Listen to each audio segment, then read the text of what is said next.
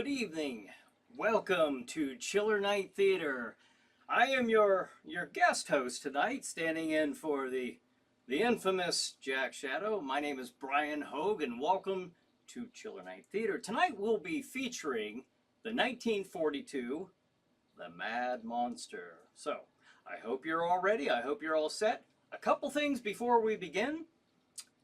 First of all, this is going to be somewhat run like a kind of a combination of a watch party and my Saturday night pre-show. We shoot from the hip here, folks, and also in that it's similar to the pre-show. I will be communicating with you fine, frightening folks through the crystal ball in between movie segments. So, with that in mind, are you ready? I hope you are. Then turn the lights down low. Pull that blanket up around you tight. Get ready for B-rated movie madness with The Mad Monster.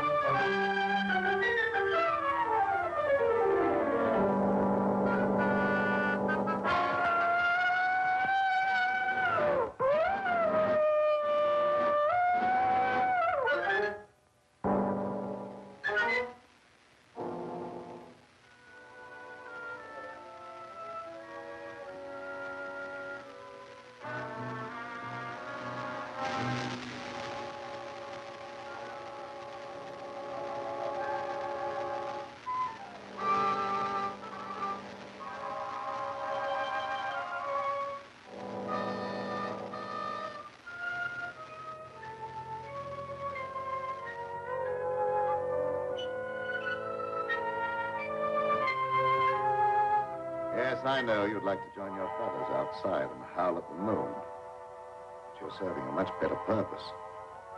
Yes, you're serving science through me.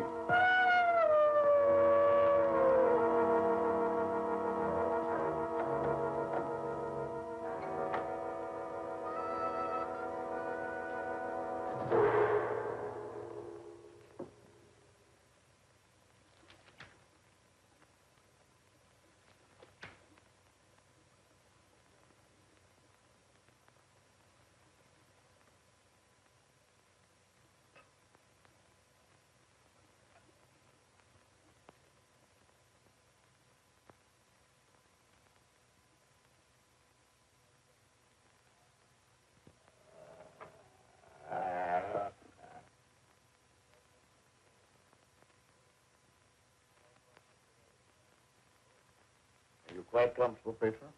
Sure, Doctor. You're not afraid? I ain't got no reason to be afraid. Yeah, that's right, Petra. There's nothing to be afraid of. Nothing at all.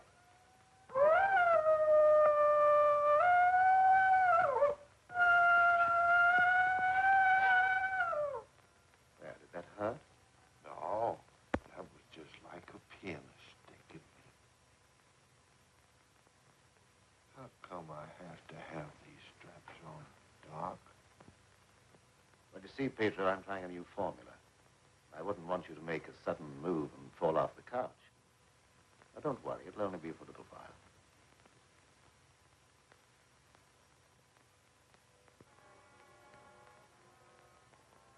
How do you feel now? I feel just like I always did when you stick me with that thing. I'm kind of sleepy. I want to sleep now.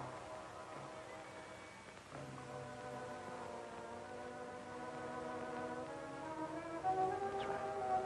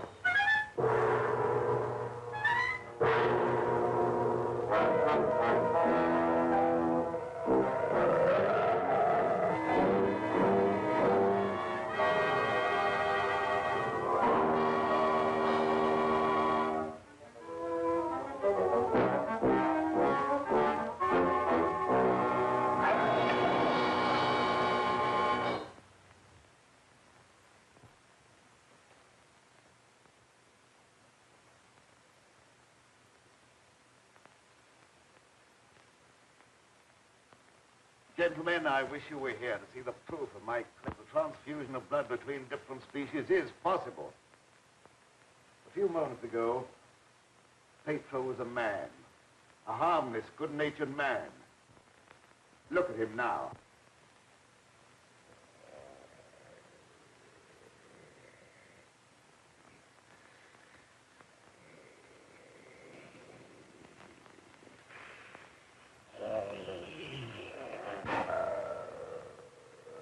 He's no longer human. He's a wolf. Snarling, ferocious, lusting for the kill. You're looking at a scientific miracle, gentlemen.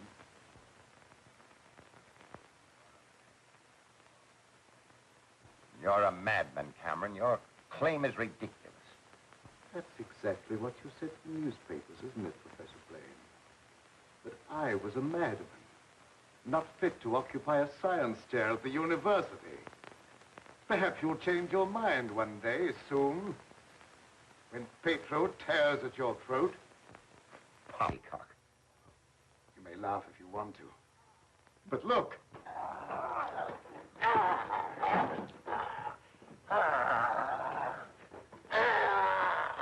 Even now, he'd like to be at his work.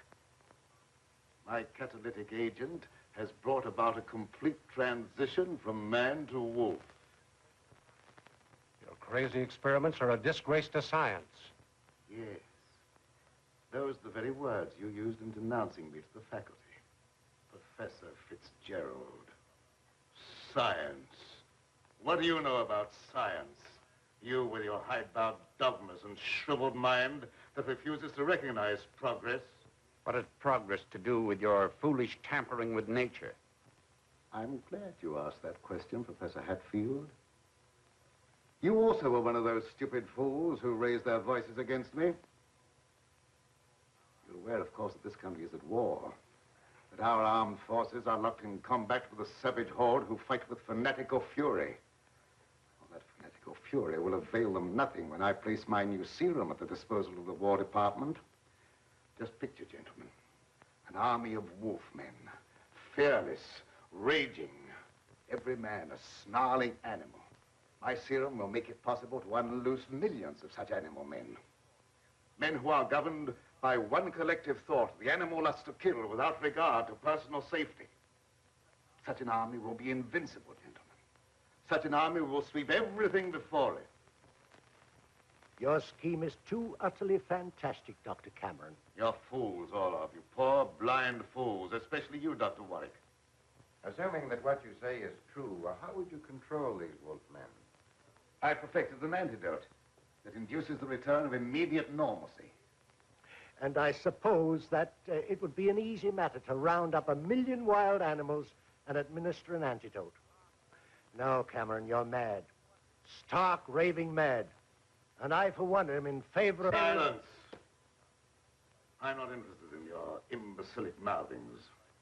You all of you demonstrated your lack of vision by demanding my resignation from the faculty. Well, you accomplished your purpose. You cast me out. You robbed me of everything that I held most dear in life. Position, honor, respect. You branded me as a madman, held me up to ridicule before the whole world. But now it's time for my revenge. Petro will see to that. Now you shall pay for your folly. There's no escape for any of you. You shall die one by one at the hands of the scientific marvel that you scoffed at. You can't intimidate us with fantastic threats. You're a faker, Cameron, a mad faker. We'll have you ostracized by every scientist in the country. There are institutions for madmen, and we'll see that you're confined in one.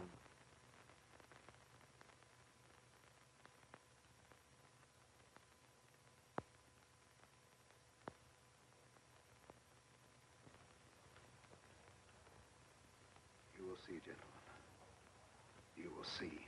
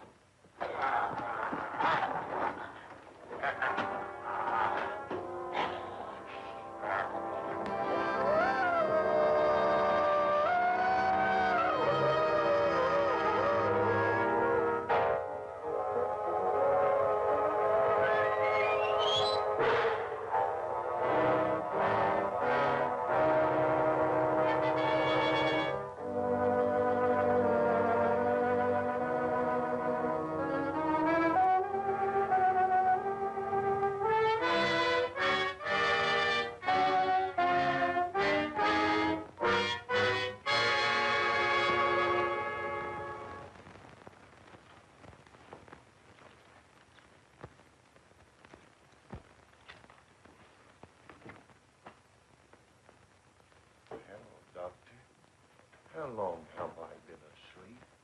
Oh, about an hour, I should say. How do you feel? I got a terrible headache, and I had some kind of an awful dream. I was running all over the countryside, chasing people and trying to kill them. What does a dream like that mean, Doctor? Oh, that doesn't mean anything. You just had a nightmare, that's all. But why should I be trying to kill people, even in my dreams? I ain't got nothing against nobody. Well, let's not talk about it anymore. Go to bed. Our work's done for tonight. All right.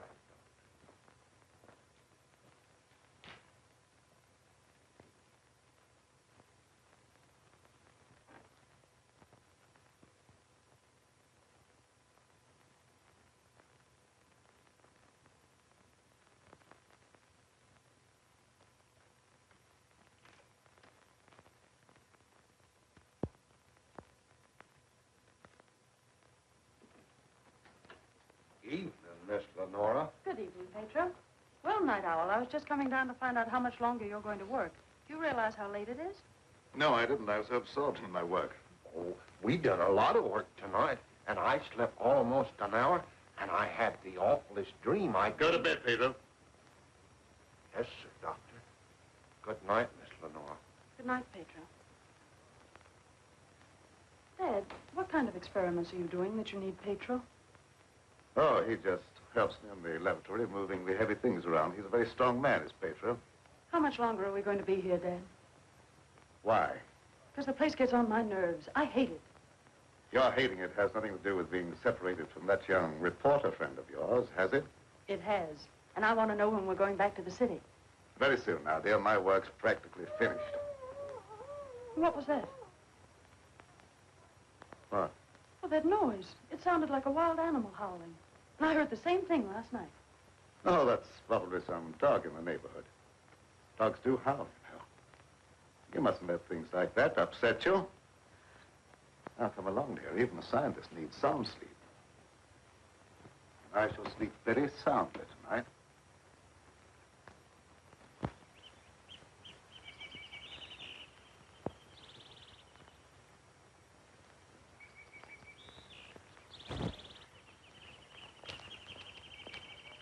Good morning, Pedro. Good morning, Miss Lenora. I was hoping you'd come to the garden this morning. I got something for you. Oh, they're lovely. Thank you. I'll pick some for you every day if you like them. Well, that's very kind of you. What's the matter, Miss Lenora? Pedro, I don't like this place. No, I guess you feel about this place the same as I do. I'm afeard of it, especially at night when the mist comes up out of the swamp. Of course, it's all right when the sun's shining like it is this morning. Are there any wild animals around here? Oh, yes, there's lots of them. How come, you ask? Oh, I was just curious. Say, Pedro, what do you do when you work with Dad in the laboratory? Well, I don't rightly know. Besides, I ain't supposed to tell nothing. Your pop made me promise. Oh, well, you can trust me. I wouldn't tell anybody. Well, No, I ain't saying nothing. Morning, dear. Good morning, Dad. You sleep well? Yes, very well. Well, look at the flowers that Pedro gathered for me. Very pretty.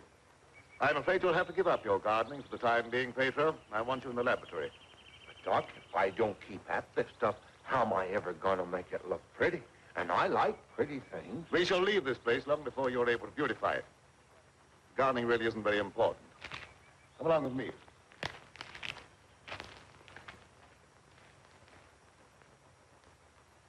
Now, Pedro, I see you're waiting for me. You scared me, Doc. Scared you? Why? You mustn't be so jumpy. You're as nervous as that wolf. He sure is nervous, all right. I've been sitting here for a long time watching him, and he ain't been still a minute. All right, lie down, Pedro. Are you gonna strap me down again tonight, Doc? Well, certainly. It's more necessary tonight than ever before. Gee, it must be great to be educated. I wish I had a lot of book learning so I could understand what this is all about. Fortunately, you don't need education or intelligence for your part of the experiment. Just strength. Animal strength. Now lie down and we'll get to work.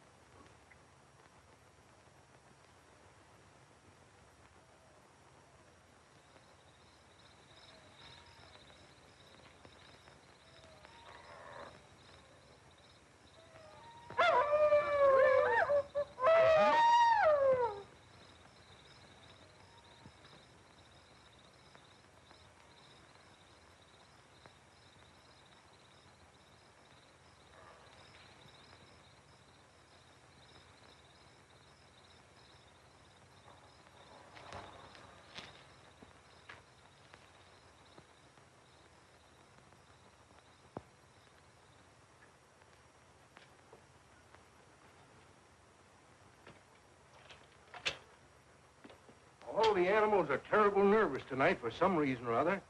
The old plow mule liked to kick my head off. I come up behind her sort of quiet-like, and she lashed out with both feet.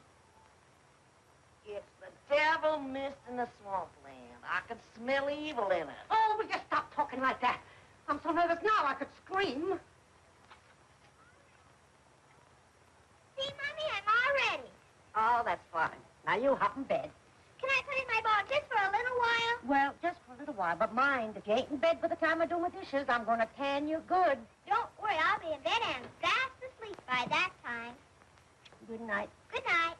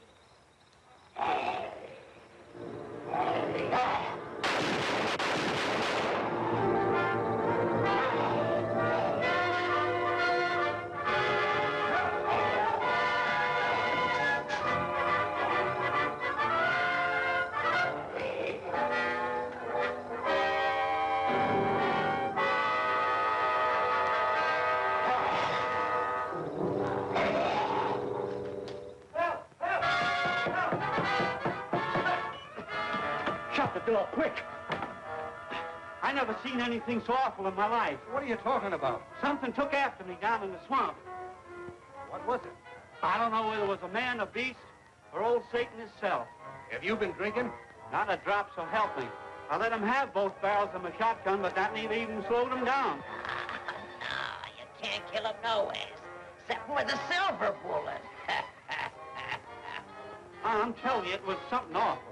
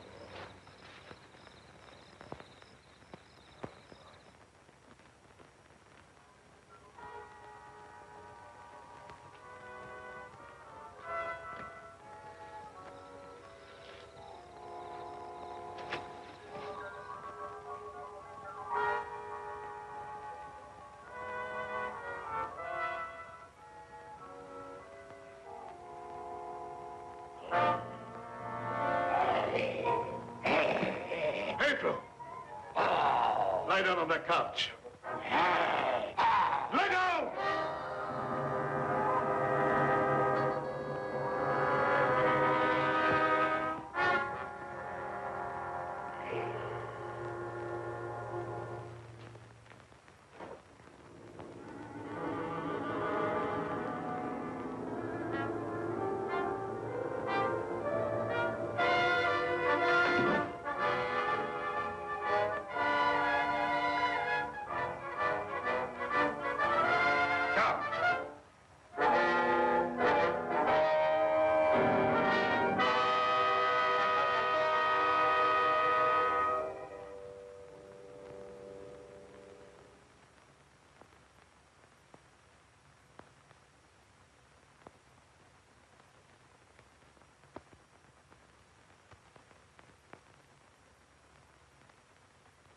I've been walking in my sleep again.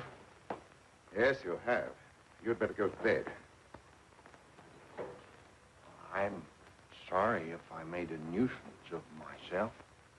I wish I wouldn't walk in my sleep like that, because I have such bad dreams. Don't be upset about your dreams, Pedro. You've been of great assistance to me tonight. Very great assistance. In fact, I'm going to reward you by taking you to the city with me. You mean I can go along with you and ride in the car? Yes. While we're in the city, we'll make calls together. First, we will call upon a pompous gentleman called Blaine. Professor Blaine.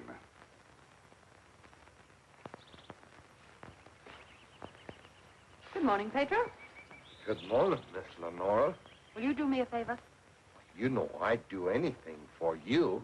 Well, I want you to mail this letter for me when you go into the village. And it's already stamped. Yes, ma'am. I'll take that letter. Dad. Give me that letter.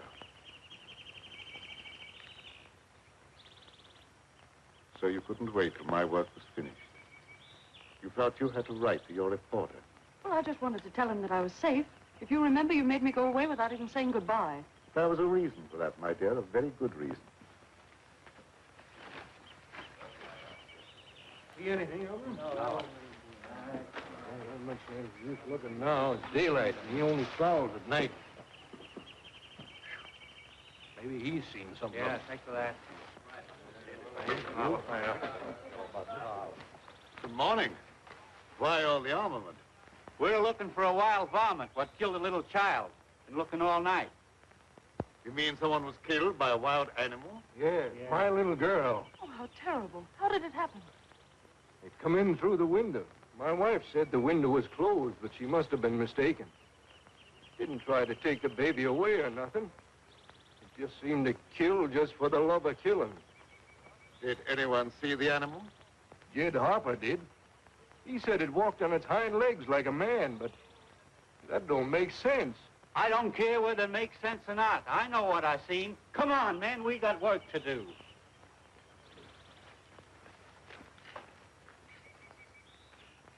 What do you make of it, Dad? Predatory animal that opens windows. That would be very interesting to science, wouldn't it? Its dominant urge is to kill and destroy even when unprovoked. A human characteristic translated into animal instinct. Animals rarely killed except for food or in self-defense. The eminent professor, Dr. Blaine, would be interested to study such an amazing animal, wouldn't he?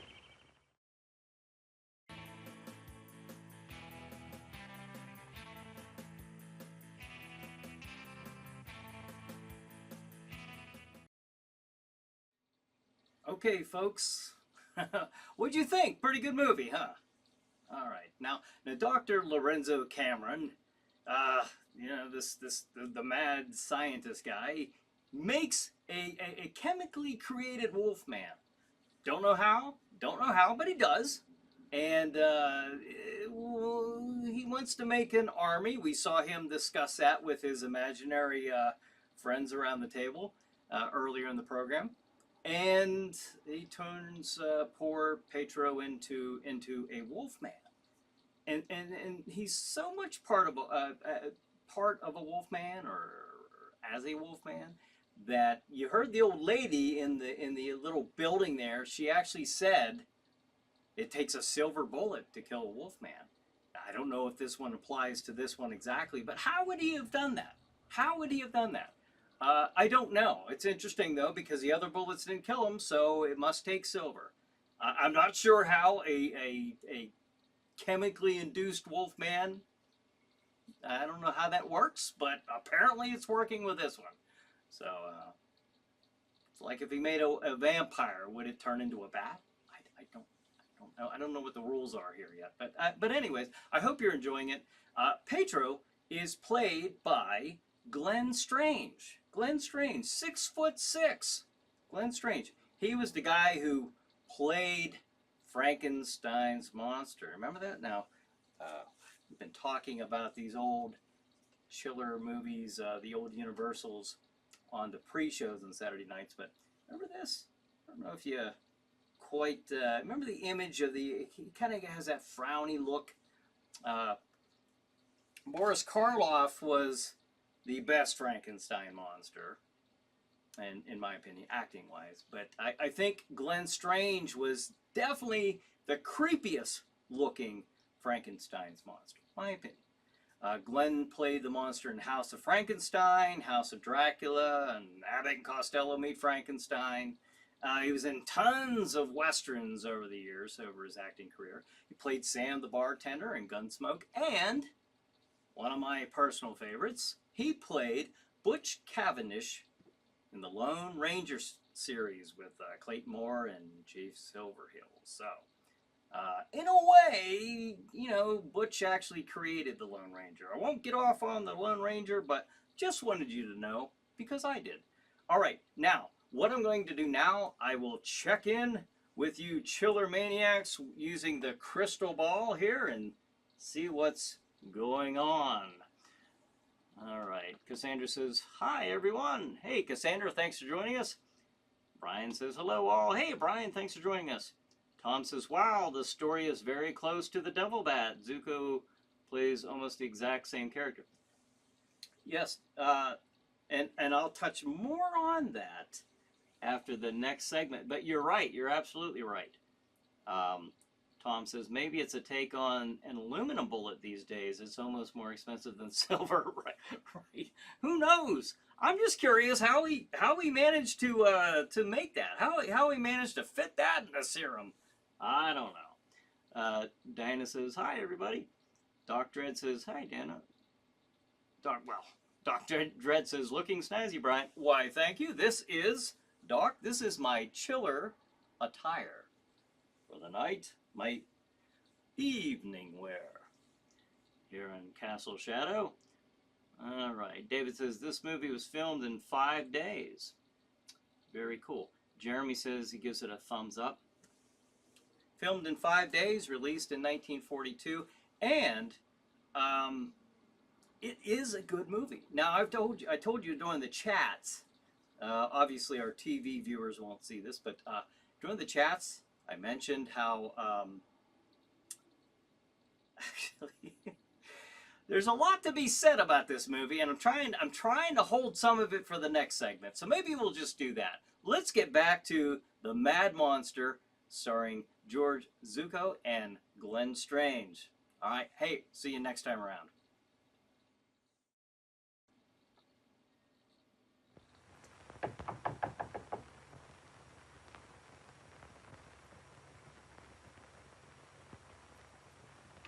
Well, come on in, Tom. Glad to see you. Good evening, Dr. Blaine. I came in through the garden so as not to disturb your housekeeper. Sit down. Even if Martha has dozed off, which I think she has, a full alarm of fire wouldn't disturb her. I have a faint suspicion that there is something besides my housekeeper's welfare on your mind. What is it? Well, I'm after a story.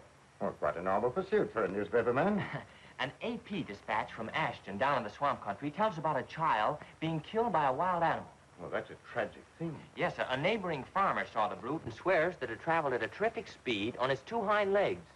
I understand they make a very potent corn liquor in that district. Oh, no, it's nothing like that. I've a hunch there's more to this story than just a jug full of corn liquor.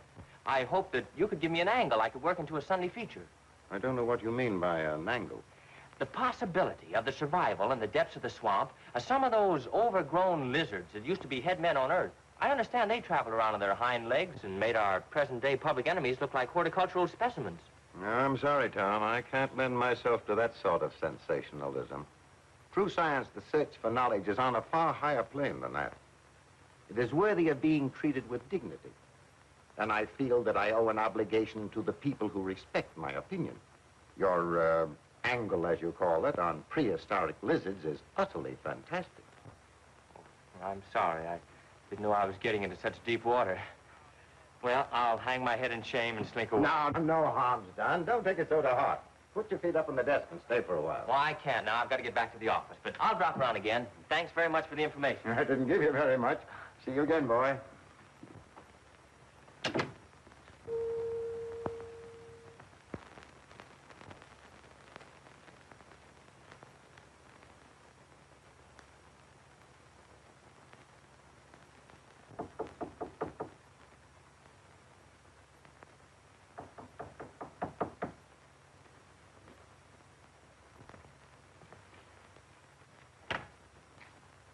Blaine. Surprised to see me? Yes, I confess I am. Come in. Sit down. Thank you. You shouldn't be surprised, Blaine.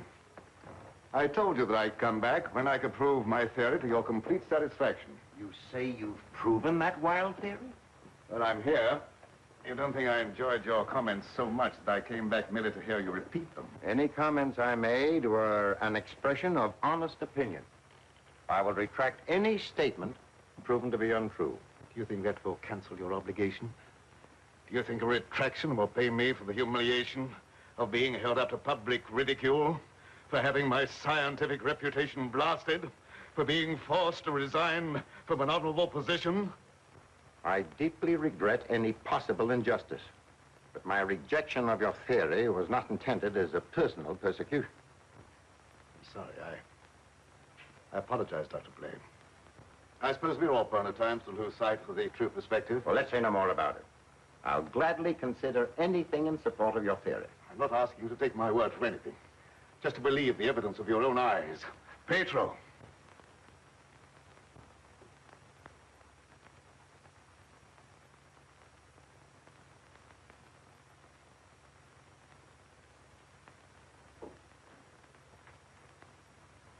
Pedro, you sit here. This is my guinea pig.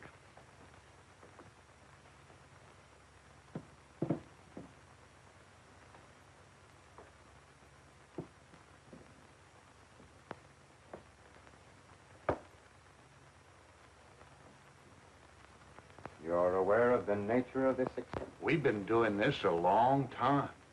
You may rest assured the experiment is a proven success. Otherwise, I wouldn't be here. What good can come with tampering with the normal laws of nature? A great deal of good. An invincible army, for one thing. You'll understand when you see the results. I abhor whatever appears to be a perversion of science. Mingling the blood of man and beast is downright sacrilege. I have no sympathy with such maudlin sentimentality. I propounded a theory which you denounce publicly as being ridiculous.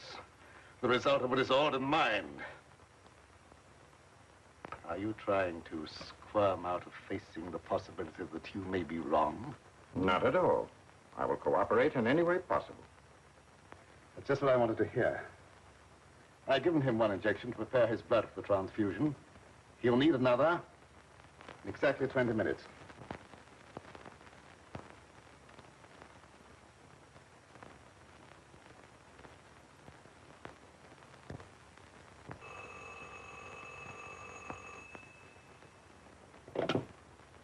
Hello?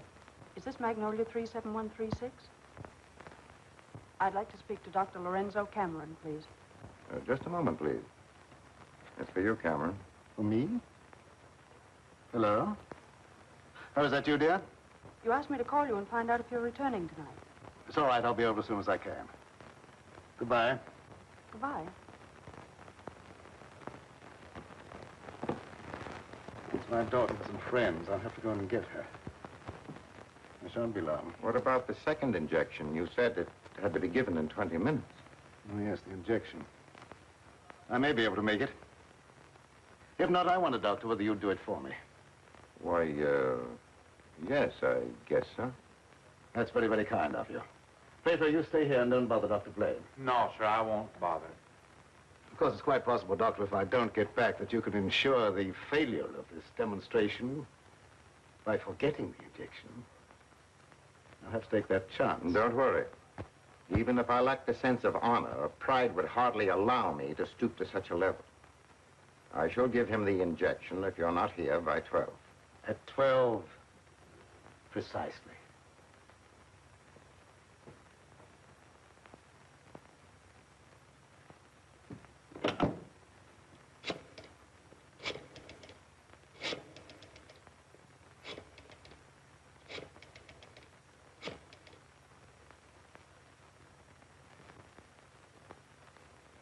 Hello? Hello, Fitzgerald? Yeah, is that you, Blaine? Well, what do you want to drag me out of bed this time of the night for? I've just had a surprising visitor, Lorenzo Cameron. He claims to have proven his crazy, outlandish blood transfusion theory and demands the right to give a demonstration. Yeah. No, he's not here now. He'll be back after a while. Why don't you come on over? All right. I'll get dressed and be over right away. Expect me in about 10 minutes.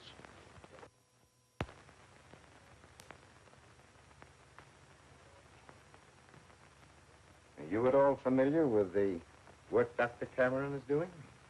Oh, no, sir. I'm just handyman around the place. Nobody, not even Miss Lenora, knows what he does. Oh, his daughter is still with him? Oh, yes, sir. She's with him. But I think she's lonesome. She seems to be grieving about something. Oh, that's an outrage. Cameron has no right to accept such a sacrifice from her. Oh, I don't like being a busybody, but she's such a fine girl, and a certain young man is just the tonic she needs to make her happy. Where do they live? Dr. Cameron rented the old Danfield homestead house about 4 or 5 miles from Ashton. It was a fine place, but ain't been nobody lived there for a long time, and the weeds kept growing closer to the house till they about swallowed up everything.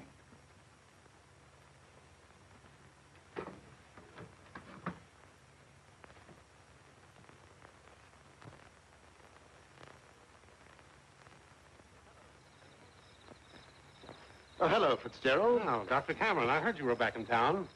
Blaine just told me that you wanted to demonstrate the proof of your blood transfusion theory. He exaggerated when he mentioned demonstration.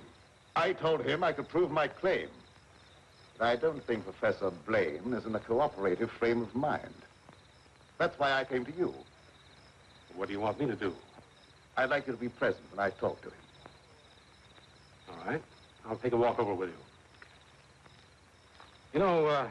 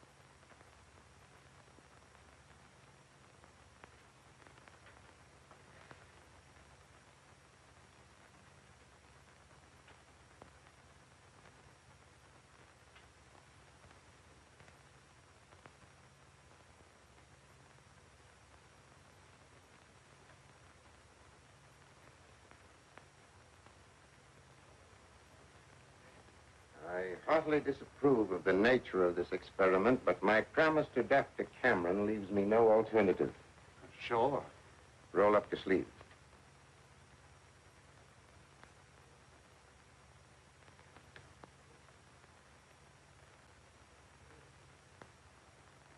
How do you feel? Just like I always do.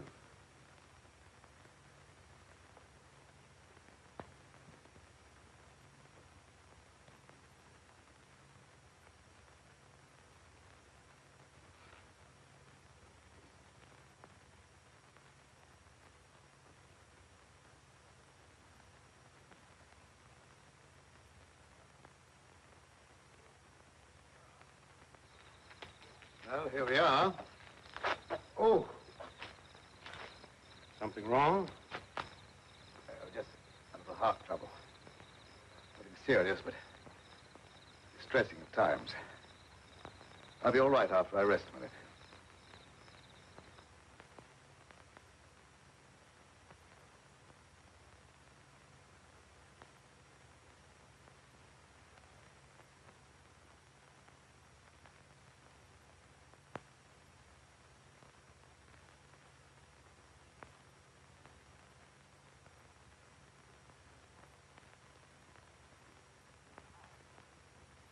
Maybe we better go in the house. Oh, no, in just a moment. What's the matter, Grunt? Oh, a slight heart attack. Want me to call an ambulance? No, I don't want an ambulance. I'll be all right in a minute. Oh, just trying to help.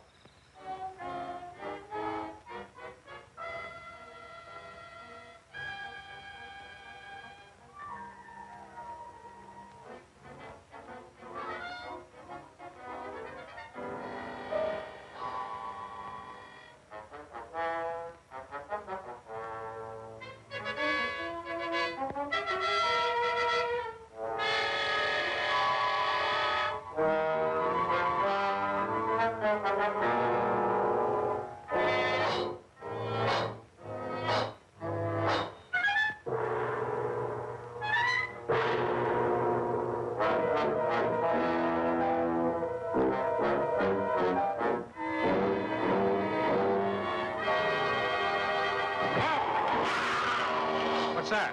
Sounded like come from the house.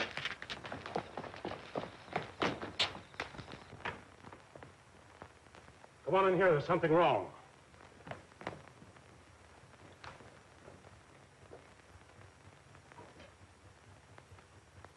I'll say there's something wrong. Give me police headquarters and make it fast.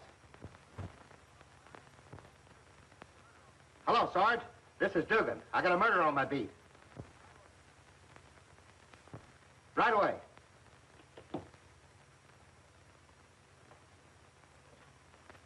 That's the work of an animal, not of a human being. What do you know about this? How can I know anything? I was with you. Officer, my heart's beginning to trouble me again. I can't be of any use here. I may as well leave.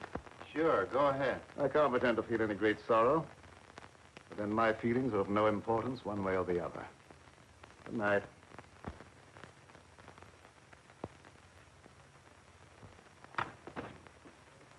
Howdy, Lieutenant. I've seen a lot of murders in my day, but never as messy as this one.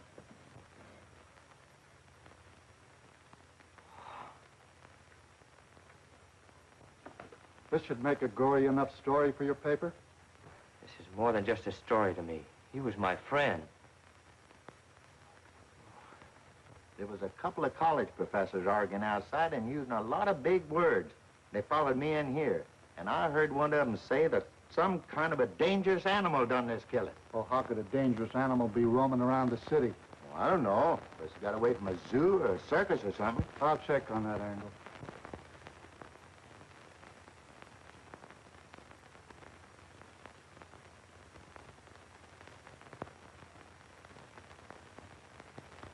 Ashton. You talking to me? No, I was just trying to remember something. Ashton. I got it. An AP story came in from Ashton the other day about a child being killed by a weird animal from the swampland. What do you mean, weird animal? A farmer swore it wasn't human, but that it traveled on 2 legs like a man. Oh, he was crazy or drunk. There ain't no such animal. Anyway, how could he get way up here? I wish I knew.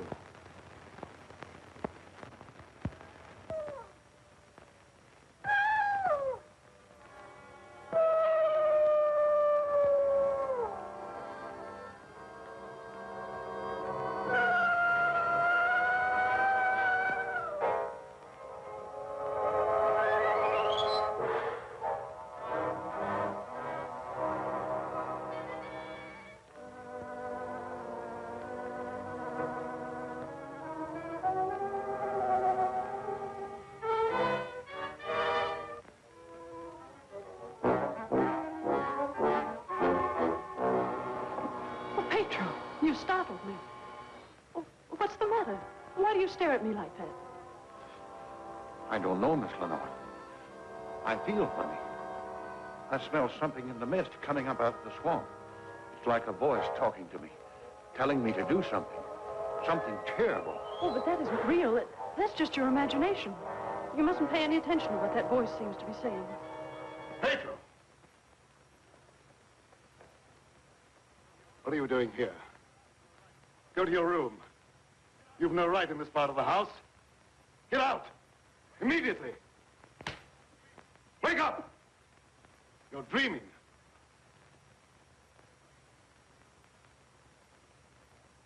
I don't know what's come over me. I must have a touch of swamp fever. That's very likely. Now go to bed. I'll get something for you. Yes, sir. I'm sorry if I made a nuisance of myself.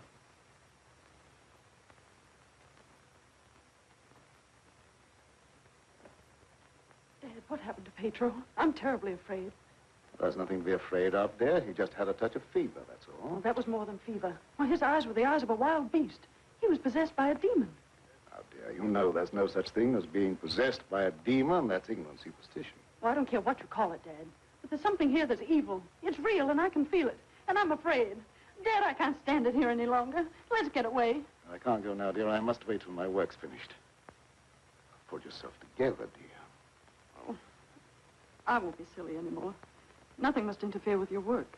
You've been a very great comfort to me. I know what a terribly lonely life this must be for you. We won't talk about it anymore, Dad. I just want you to prove that you're the greatest scientist in the world. They'll soon have all the proof they want. I expect the eminent Professor Fitzgerald to pay me a call before long, and I shall be delighted to confound him with scientific facts that he declared were impossible.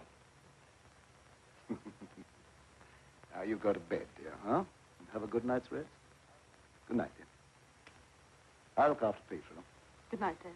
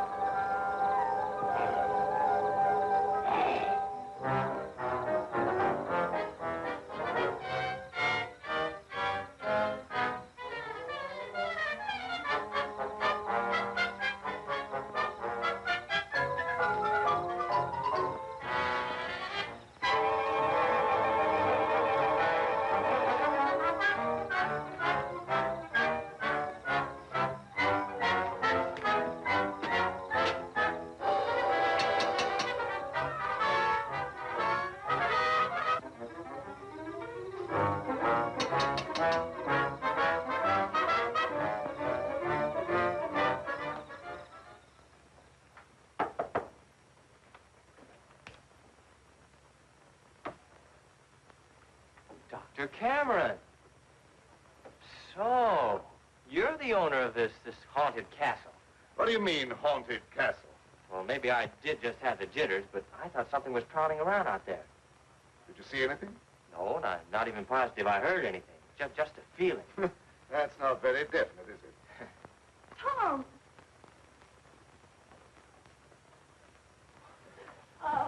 It's good to see you. Can you ever forgive me for going off without saying goodbye? That doesn't matter now that I've found you. I see no reason for rejoicing. Dad. I buried myself in this out-of-the-way place so that I could work undisturbed, away from snooping reporters who only ridicule what they have not the intelligence to understand. I had no thought of ridicule in coming here. I'm not interested in your reasons for coming, but I would like to know how you happened to find your way here. I found a message from Dr. Blaine after he was killed. Dr. Blaine killed? Oh, how terrible. Yes, apparently he was killed by some animal. You knew about it? I was with Professor Fitzgerald when it happened, and I saw him right afterwards. What was the message?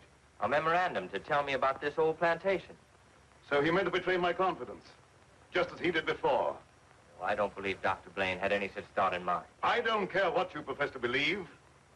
You belong to a profession that's obnoxious to me, and you're not welcome here. Dad, Keep quiet. I won't keep quiet. Now, I've stayed here because I thought you needed me. But I won't have you treat Tommy like this. No, don't get upset on my account. Things will turn out all right. I suppose you have a right to your own opinion. Good night. Tom, wait. Don't go now. Wait till daylight. Why? I'm afraid. Afraid of what? Well, I don't know exactly, but there's something dangerous that prowls around in the dark. And I wish you wouldn't take this trip alone. Don't worry about me. If I meet anything I can't whip, I can do a swell job of running. I'll be around tomorrow whistling at your front gate, if you have a front gate. Good night. I wish you'd wait till morning. I'm sorry, I can't do that. Good night. Good night.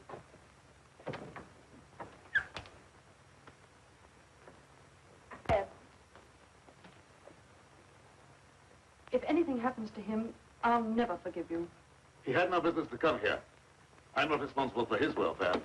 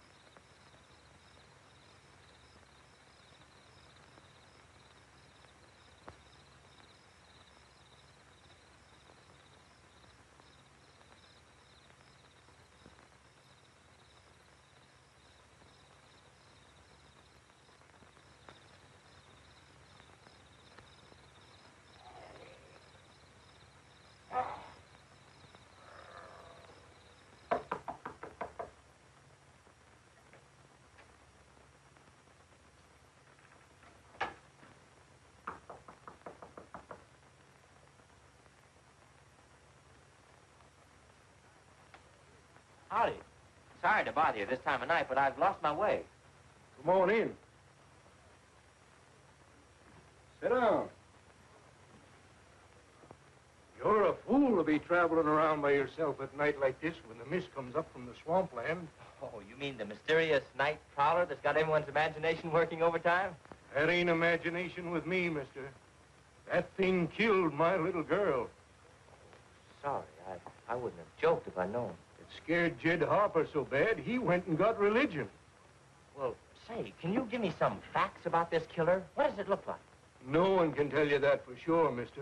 Because it never prowls only on nights like this when the mist is thick and nothing can be seen very plain. Jed Harper said it traveled on 2 legs. But you can't count on that because Jed was scared half out of his mind. Besides, the mist was extra thick that night. You better stay here the rest of the night, mister. I can't offer you a bed, but I'll make you as comfortable as I can. Well, thank you very much.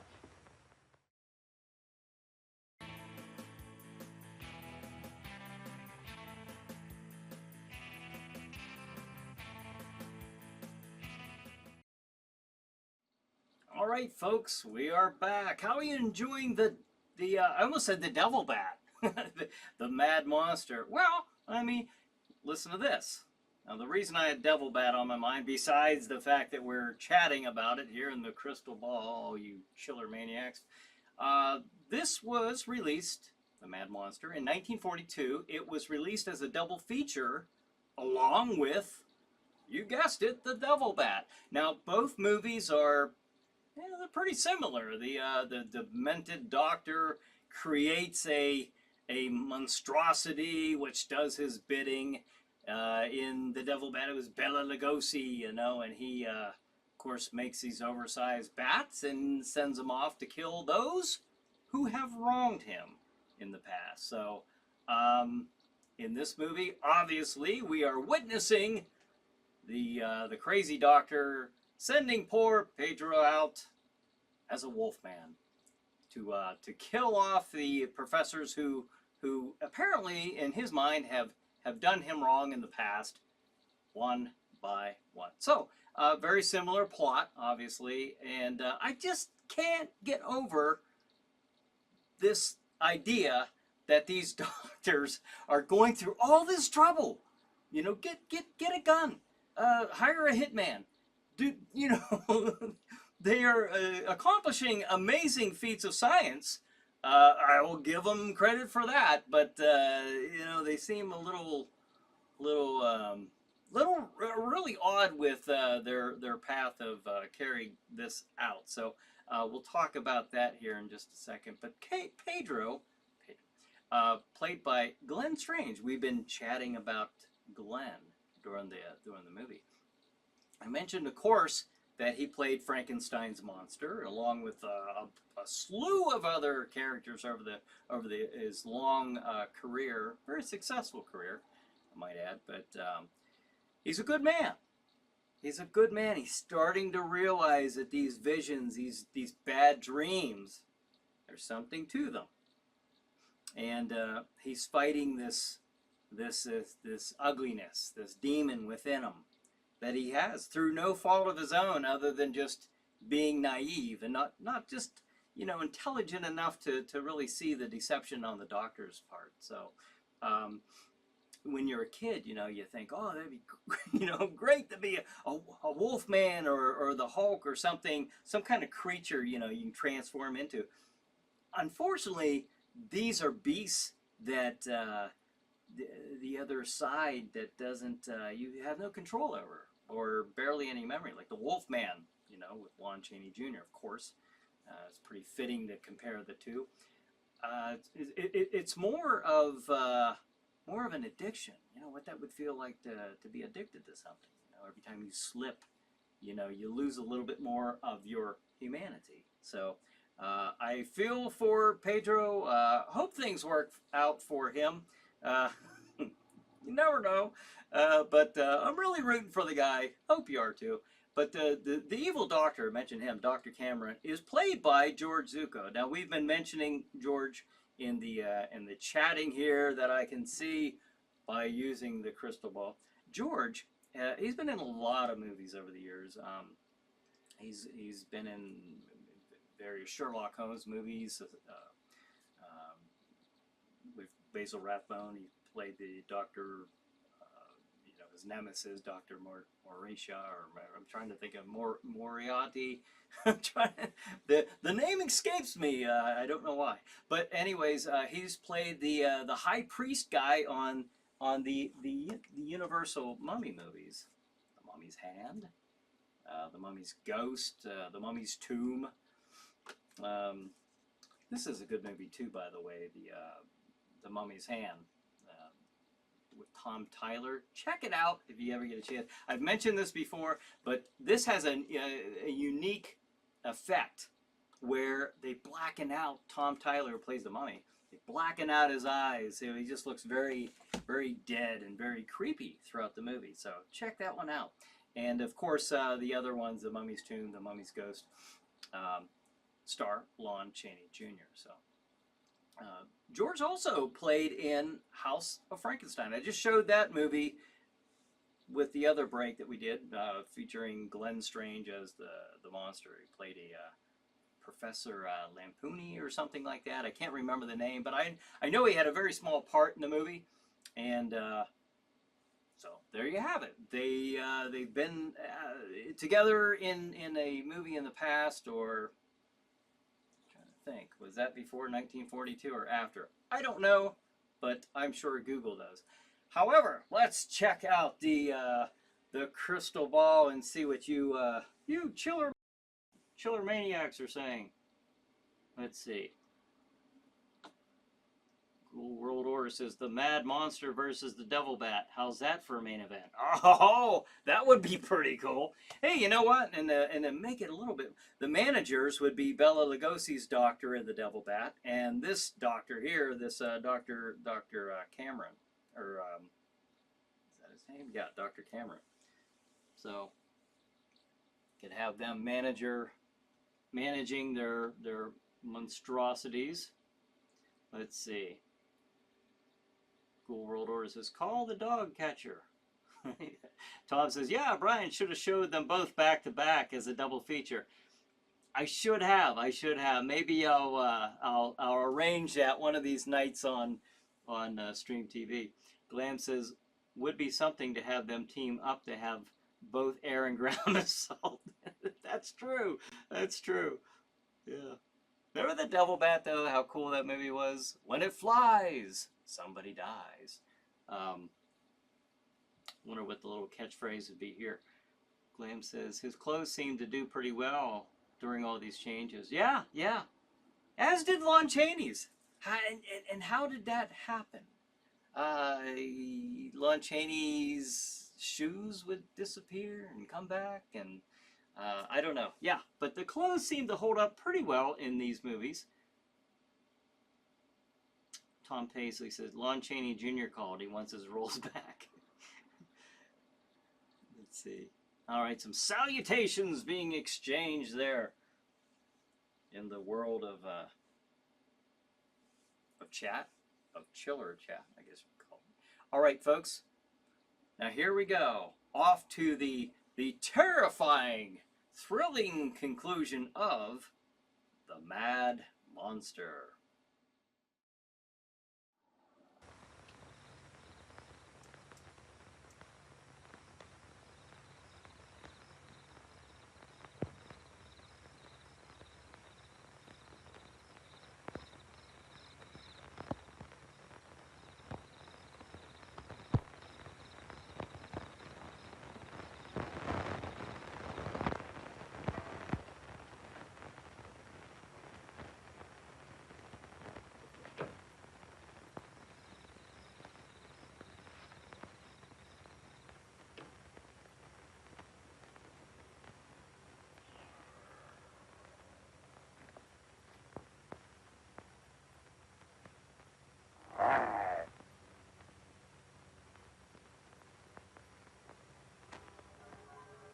Keep you in a cage, you're of no further use to me. If you revert without my knowledge, you become dangerous.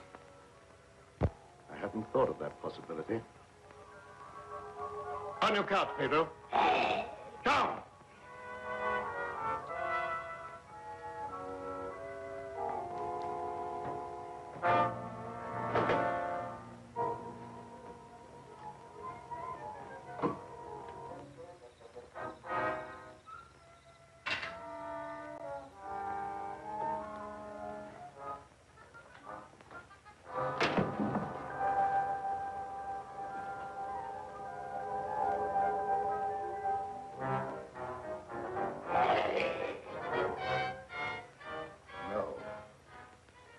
I couldn't disappoint Professor Fitzgerald.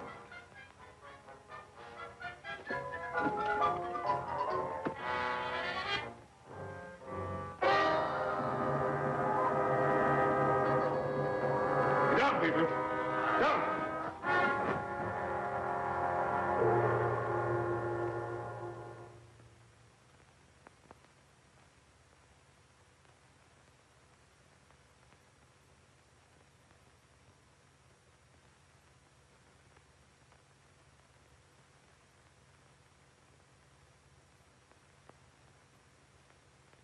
Did I walk in my sleep again? Yes. Doctor, ain't there some way you could cure me from doing that? I'm afraid not. It may be necessary to lock you up at night after this. Oh, it don't seem fair to lock a man up just like he was an animal.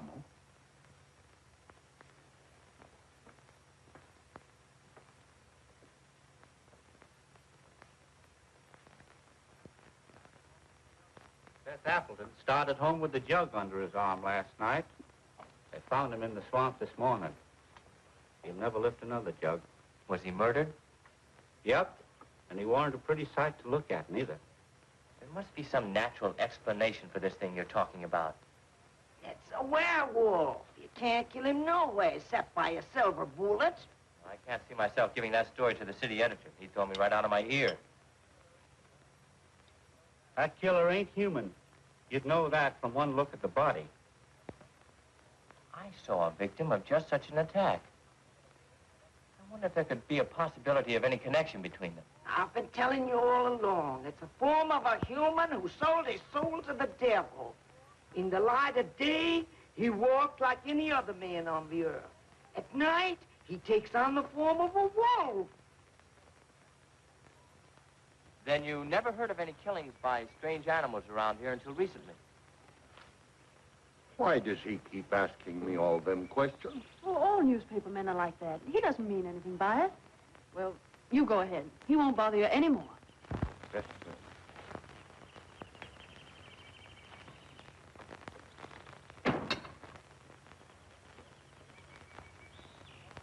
Lenora, you must give some thought to your own safety and peace of mind. There's no normal reason for Dr. Cameron to hide away in a place like this unless... Unless what? Oh, nothing, forget it. Don't avoid the question. What were you going to say? Lenora, I believe your father knows something about that creature responsible for the horrible killings in this vicinity. And I think the same creature killed Professor Blaine. Well, that's a terrible thing for you to say. I didn't expect you to join the chorus against him. Oh, I hope I'm wrong, but I'll do everything I can to learn the truth, no matter where it leads. Good morning, young man. I'm very glad to see you. I want to apologize for the way I talked to you last night. Oh, well, that's all right. I can understand how you must feel about the newspapers.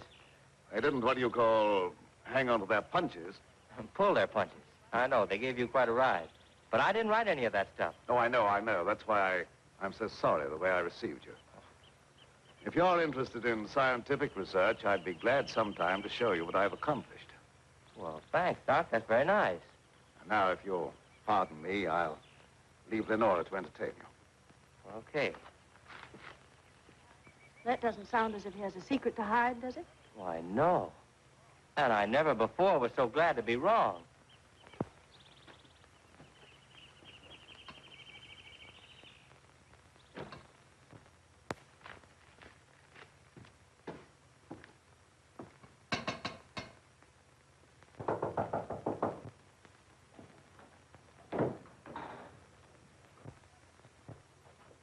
Oh, Professor Fitzgerald. How in the world did you find your way down here? Hello, Lenora. Your father wrote asking me to come. Is he here? Yes, and he'll be very glad to see one of his old friends. Ah, Fitzgerald, this Doctor? is an unexpected honor.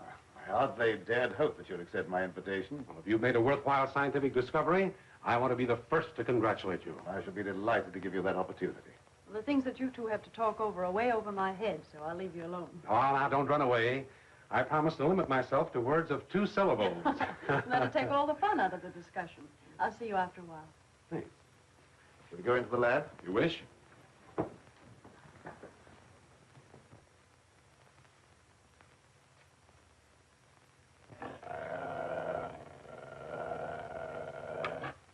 very secretive about your work.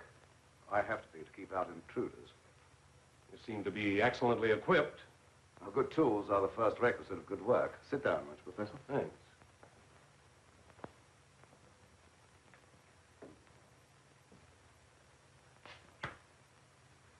I've discovered that certain extremely volatile elements in the blood, little more than particles of electrical energy, are the source of all physical growth and mentality by exciting the various glands and brain cells. I've learned how to extract and concentrate these elements from the blood of various animals. I can control evolution. I've discovered the source of life. You're crazy.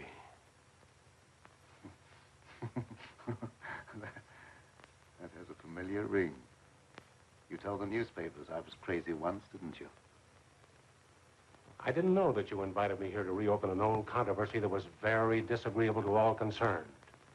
I came with the hope that you'd abandon impossible theories and accomplish something worthy of consideration. And I suppose you feel yourself fully competent to judge my accomplishments. You and your hidebound associates, Hatfield, Warwick, and Blaine. No, not Blaine.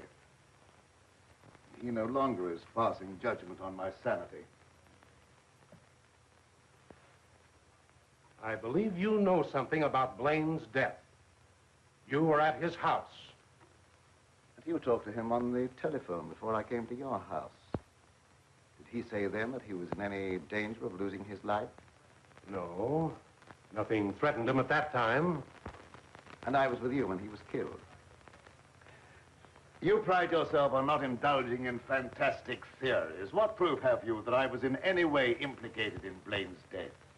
I have no definite proof. You accuse me of being crazy for what I claim to have accomplished with this apparatus. But I can give you overwhelming proof of what I say. I can inject into your veins a substance that will give you the strength of 10 men. Or, following the line of evolution, how would you like a pair of donkey's ears? That'd go well with your type of mentality. I certainly will not be the subject for any of your experiments. And I'm afraid it's useless for us to continue this discussion any further. You're not leaving, are you? I see no reason for staying. Open that secret panel. So you don't care to stay and be convinced that you were wrong? I don't care to be ridiculed by a charlatan. Ah, ridicule. That isn't pleasant, is it? I know from experience. I had nothing to do with that. It wasn't my fault if the public treated your crazy theories with the ridicule they deserved.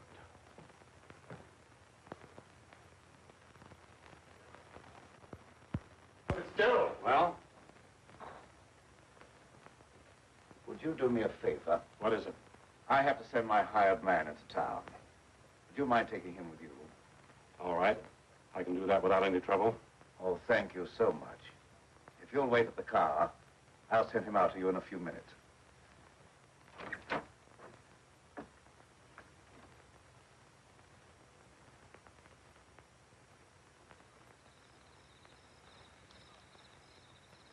I'll get in the car, Peter. Don't keep Professor Fitzgerald waiting. I should have known this trip would be a waste of time. I still hope to give you proof that you can't ignore. Remember me to Hatfield and Warwick when you see them again.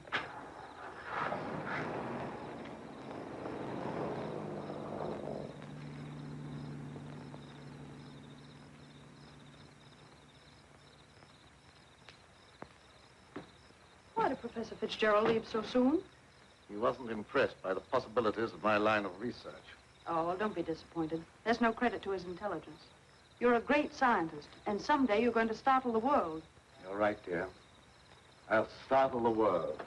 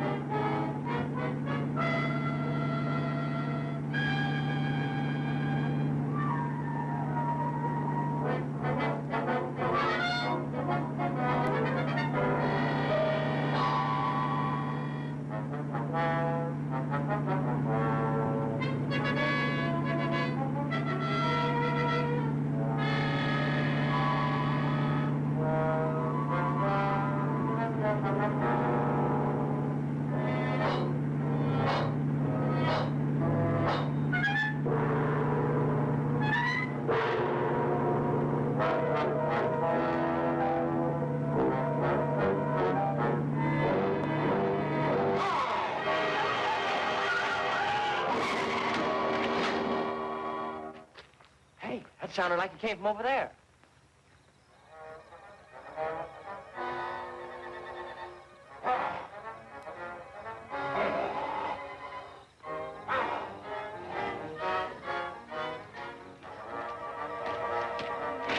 I didn't see a thing.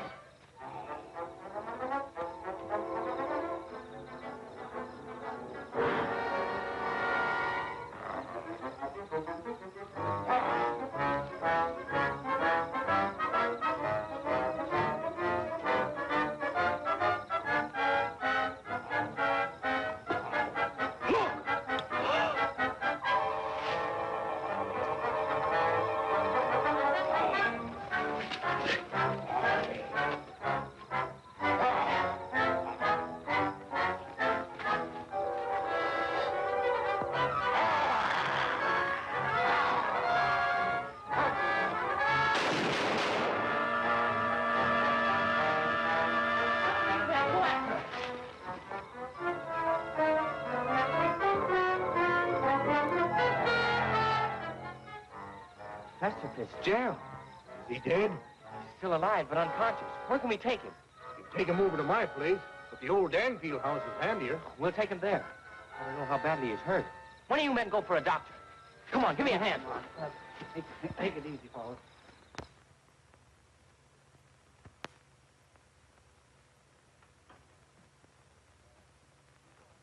Dad, please come to dinner. You know I don't like to eat alone. No, I'm not very hungry. You go ahead with your meal.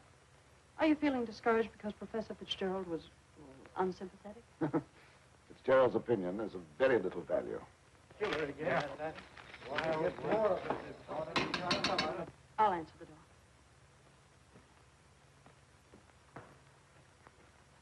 Come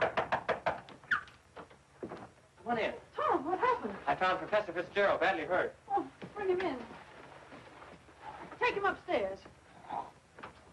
Tom, how did it happen? Well, he's another victim of that mysterious werewolf or whatever it is.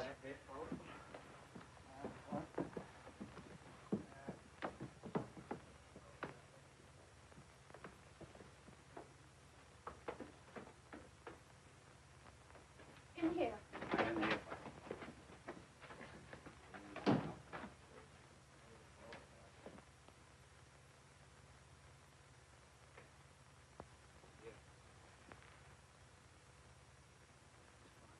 Easy now.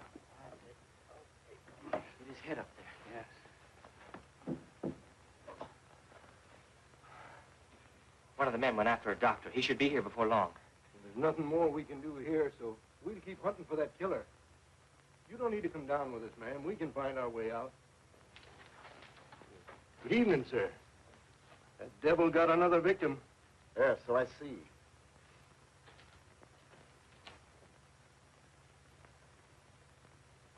I was surprised to see Professor Fitzgerald in this neighborhood. He came to see me. How badly is he hurt? I don't know yet. We'll find out as soon as the doctor gets here. When he regains consciousness, we'll find out who or what has committed these horrible killings. Yes. It'll be very interesting to hear what he has to say.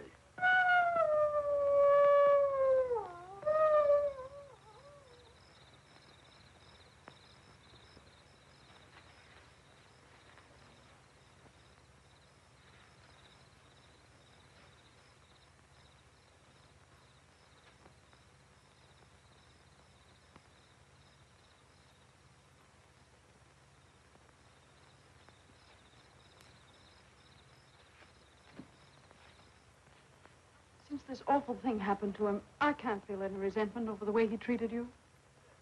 Did you quarrel with him? Yes, we quarreled. So I suppose you think that I went after him and dragged him out of the car. Dad. Newspaper training seems to breed a suspicious nature.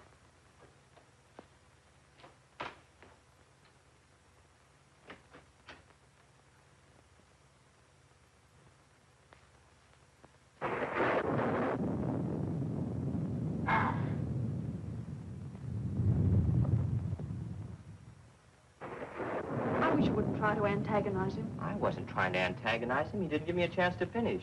I was just going to ask him if anyone was with Fitzgerald when he left here. Well, I can answer that. Petro was with him. Petro? Yes, he drove him into town. But surely you don't think that... I don't know what to think. But I will know as soon as Fitzgerald comes to. I'm inclined to agree with Dad about your imagination. It's fantastic. Maybe so, but didn't it strike you funny that we didn't find Pedro around when we found Fitzgerald? Look, darling, please don't snap at me just for trying to add things up. I'm sorry. Forgive me.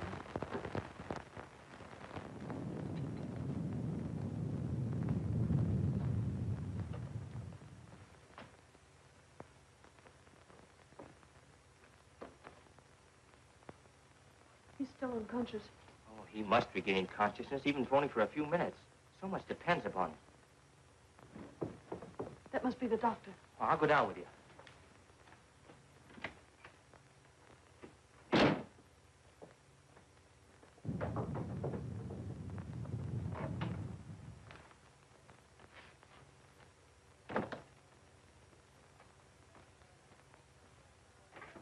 Oh, Doctor, I'm glad you got here. I'm glad to get inside. There's a humdinger of a storm coming up. Where's the patient? Upstairs. Oh, good evening, Doctor. Will you go right on up? You stay down here, dear. There's nothing you can do. I hate to leave you, but I must question Fitzgerald as soon as he's able to talk.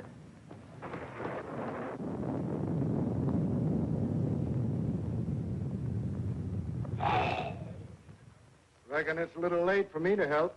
The man's dead. Dead? Yes, that's too bad. We were hoping he'd throw some light on a matter of great importance. Well, I'll be getting back to town before this storm gets worse. I'll send the coroner out.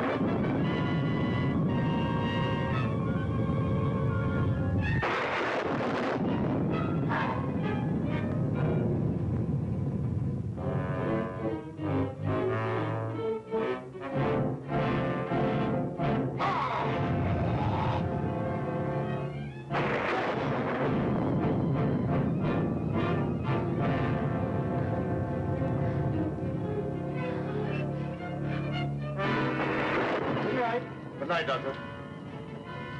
There's no necessity for you to stay any longer. Oh, yes, there is. I want to ask you a lot of questions, mainly about Pedro, that servant of yours. I can't be bothered with any more of your questions. They're only prompted by your fantastic imagination.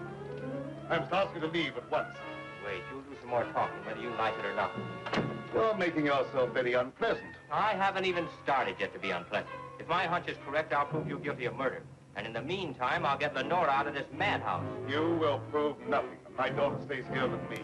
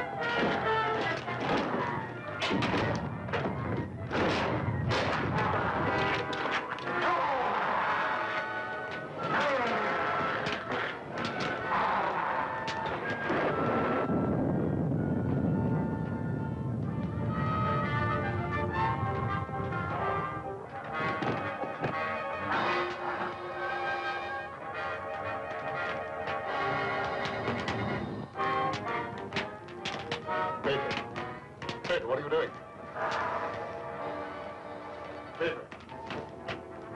Pedro! Get back! Pedro! Pedro! Get back! Pedro!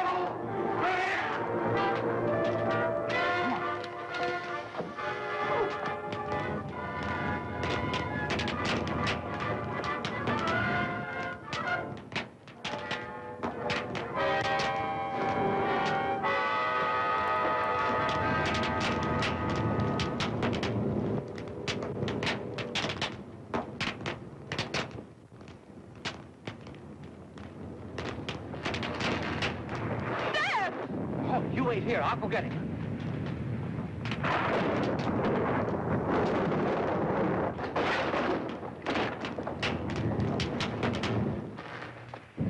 Where? Oh, Tom.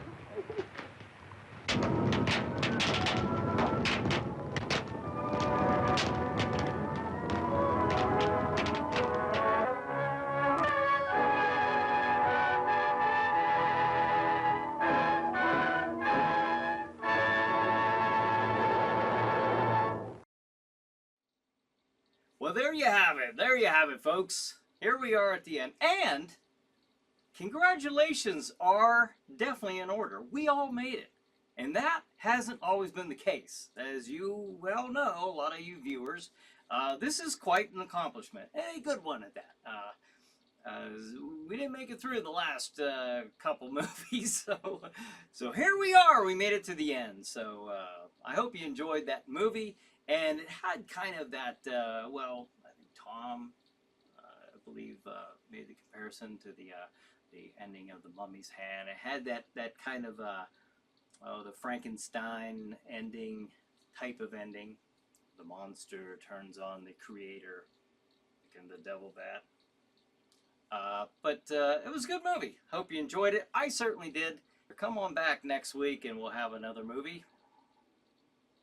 Same Jack time, same Jack channel, and I bid you adieu, my children of the night. Should I dare end like that? All right, I'll just say have a good night, have a good chiller night. We'll see you next week.